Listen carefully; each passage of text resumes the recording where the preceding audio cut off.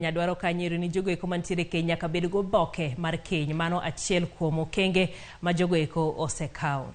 Nyatike en gweng ma kuom kinde malach osebedo kod ang'oro mathoth mondo mi oyange kaka achiel kuom gwenge mongoro. En ang'o ma bende omiyo gidwaro ma chal nade Nyatike kono to bende dhano puro to en chenro mage matend kaunti ma Migori ntiere godo mar reso jopur ma Nyatike. Judith Omondi kod sigand miyo moro ma osebedo ler ne mon mamoko ma en miyo ma bende osemanyo yore mamoko mag keto kuone mesa e yore mopogore opogore kod mag pur. Kar kogwen, ng'wech mar ndara ochakore, wuotho chomo ng'er Kadem, kaunti ma Migori. Eyo, chal mar yamo lokore mos, ranyisi mar oro chako nenore. Magi gin mine mane omondo kasa par kod achiel mar okinyi. Lai mar kubni ma owinjo pong kod pi pod lach. Aorani ma oyang kaka kuja, chal ne ok ber ahinya, chal ka gima oduono pi odok piny. Kadem, kinde mathoth osebedo kod midhiero mar pi. E kinde ni ma oro kwako gwenge mathoth ye pachoka, ok wang'eyo ni jodak ma Kadem timo nade.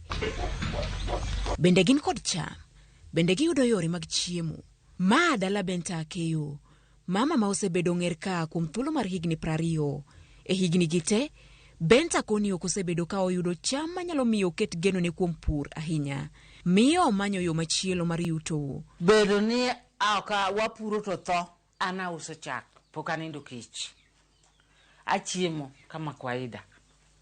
Nikech auso chak, anyalo dhi kao mogo matin, ang'ino kuona chiemo. Sani ji kelo na dhot ka, ano ka dhi manyo chak.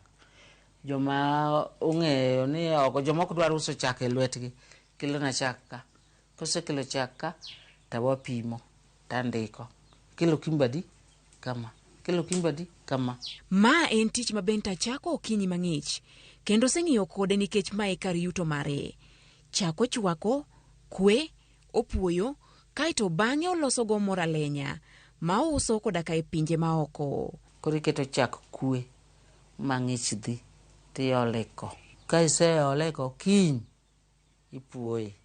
Kise puoye, igolo chak, idhi uso, mo idwoke ko. Ka ndalo ma chak tin kama nyalo kuno 1 month.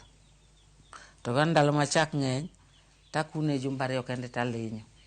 Talenyo mo 5 liters. Gweng'ni, mine mathoth chal ka gima koro ng'iyo gi ngima mar pith mar dhiang'.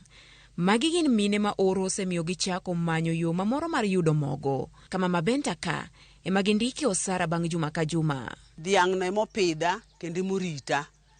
Anyiedho, takelo chak ne mama miluongo ni min skola, ma juma ka juma. E Chagana yude $1,200. Samoro koth nyalo tamore, to piny tho. To dhiang' to kirite maber, e yor thieth, e yor manyo kako chiemo, to in gi pesa seche te. Ngima puodho kosebedo mayot ne thoth jodak maka. Mak mana ni nitie jopur ma pod otweyo kanda. Pith mar nyanya kod bando pod nyalore e gweng'ni ma Kadem. Ma en achiel kuom puothe mag Daniel Ogeno, japur matiyo kod yor kuoyo pi, ma dho ngere dendo kaka irrigation, e puro kothe mopogore opogore. Ranyisi makende ni gweng'ni ma Nyatike ma bende osebed ko ochak kuom kinde malach ni otuo, nyalo nyayo cham. Penjo en ni bende jotelo oseikore mar jiwo jopiny mondo mi oti kod yore mag kuoyo pi mondo mi gipidh cham. Waneno joturkana kaka sirkal ng'iyo, akia ni jotendgi mang'iyogi, to maka luo waka, joluo wagi, to kane. En koseyudo kura, ochiemo gi joge gi nyithinde. E kinde nyanya ma ochiek gi, kod bando mayom gi, jopur pod ni kod ng'ur kod midhiero mathoth. Seche moko drought nitie ma koro chuno wani koro nyaka dig in your pocket, idonje ofuko ni mondo itigi fuel, mondo gigi odhi mbele, koro e yor irrigation. Kaka muneno ni, ma irrigation ma otimo gimineno kamani, onge koth kata achiel ma otimo gigi ma irrigation. Wayudo ka wan gi problem, len mag yedhe go fertilizer be ok wayudi, koro chuno ni waringo mael mabor wa ka nyaka Migori ka wanyalo yudo gigo. Mamago ka government da donje do konyowa mang'eny. Dhi dweche 7 nyaka ne tend kaunti ma Migori e bwo gavana Ochilo Ayako chak tich. Bende piny owacho mare ni kod chenro moro amora ne oganda ma Nyatike. Ma en jatend migawo mar pur e kaunti ni ma Migori Michael Midwa. Wan gi project miluongo ni Lower Kuja irrigation scheme. Waseketo 71 million shillings mondo wagergo irrigation scheme no ero. Oserumo makoro nitie mpango mwaseketo madwa chako mar puro mchele. Mchele mwadhi puro en mchele ma chiek gi ndalo ma ok ng'eny. Wase identify a variety mar beans miluongo ni Nyota beans kendo ma dongo piyo gi ndalo 75 kende. Wan gi crops moko bende ma drought resistant machalo sorghum kata millet.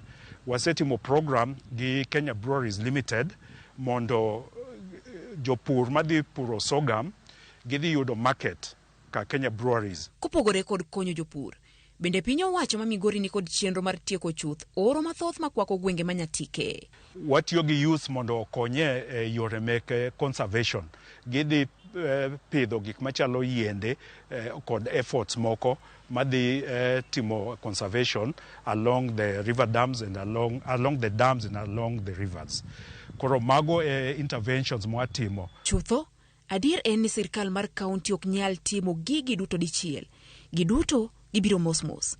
Penjo en ni in kaka jadak ma Nyatike, ere kaka ikawo kinde mari mar medo chiemo manyaki e gweng'ni? Koso pod warito sir mar chiemo kowuok kuom piny owacho? Ma penjo makoro dir ne jo Nyatike duto. Judith Omondi, Ramogi TV.